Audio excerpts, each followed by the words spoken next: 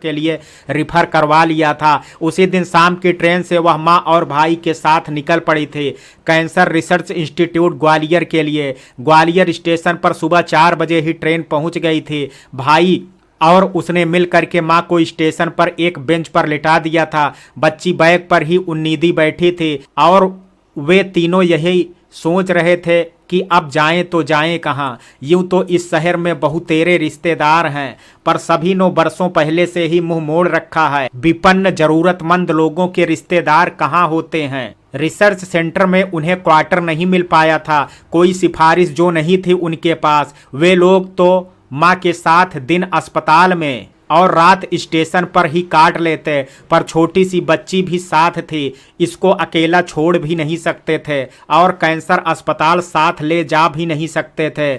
उसके खाने पीने की व्यवस्था की भी फिक्र उसे हो रही थी। आखिर उन्होंने अपने दिवंगत पिता के एक मित्र के घर जाना तय किया। सुबह के 8 बजे तक वे लोग स्टेशन पर ही बैठे रहे। साथ लाए बचे हुए खाने का नाश्ता कर ये लोगों ने रिश्तेदार की बजाय बरसों पहले के परिचित अपने पिता के मित्र के घर शरण ली। वहां उनकी बहू ने जानवी की बच्ची की देखरेख की जिम्मेदारी सहर्ष स्वीकार कर ली। बच्ची की ओर से बेफिक्र हो करके वे लोग मां को रिसर्च सेंटर ले गए। 8 दिनों में तमाम जांचों के बाद भी डॉक्टर कुछ खास नहीं कर पाए तो उन्होंने भी हाथ खड़े कर दिए। वहां भी उसे यही सुनने को मिला, घर ले जाइए और खूब सेवा कीजिए, बाकी ईश्वर के हाथ है। आखिर वहां से भी निराश वे लोग अपने शहर लौट आए। अब आगे क्या, यह प्रश्न सभी के मस्तिष्क को मथ रहा था।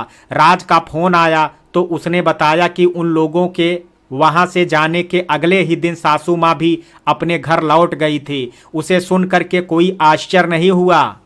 वह तो जानती थी कि सासू माँ उसकी माँ और भाई को दफा करने के इरादे से ही उनके घर आई थी, इसलिए उनके वहां से जाते ही उनका मिशन पूरा हो गया था। अब वे वहां रुक करके भला क्या करती, सो वापस चली गई। एक तरफ ये रिश्तेदार हैं जो एक एक निवाले गिन रहे थे, दूसरी ओर दिवंगत पिता के वे मित्र थे जिनके बहू बेटे ने निस्वार्थ भाव से उनको शरण भी दी, पीछे से बच्ची को संभाला भी, और जब चलते समय उसकी मां ने उन्हें कुछ रुपए देने चाहे तो उन्होंने विनम्रता से लेने से मना कर दिया, यह कह करके कि बुआ जी पहले आप ठीक हो जाओ, फिर हम लोग आपके घर आएंगे, तब आप जी भर करके देना, तभी लेंगे आपसे। जिंदगी के रंगमंच पर कितनी जल्दी किरदार बदल जाते हैं। मुसीबत के वक्त पता चलता है कौन अपना और कौन पराया है।